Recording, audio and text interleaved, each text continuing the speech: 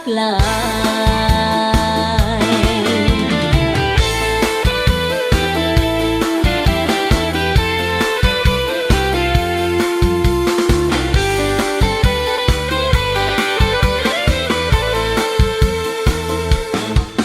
คนเขาก็ยังฟ้อนมวนหมอลำกะลำน่าฟังแต่น้ำเสียงแคนดังกลับจี้ใจให้คิดฮอดเจ้าเฮ็ดให้ใจคนเหงาที่ได้ยินเสียงลำหัวใจมันคือสิช้ำยามที่เสียงแคนแววมา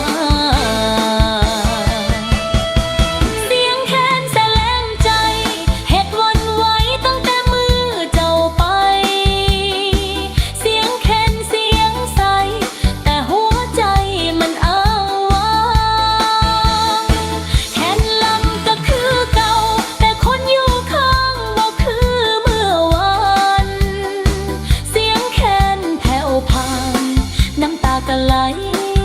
เป็นทาง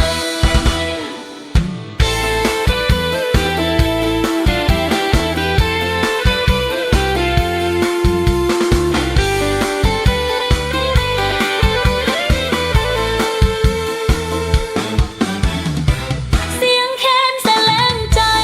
เฮ็ดวันไหวตั้งแต่มือเจ้าไปเสียงแคนเสียงใสหัวใจมันคือเงาคังแค่ลำก็คือเก่าแต่คนอยู่ข้างบ่คือเมื่อวานเสียงแคนดังแผ่วผ่านน้ำตาก็ไหลเต็มทางเจ็บพักหลาย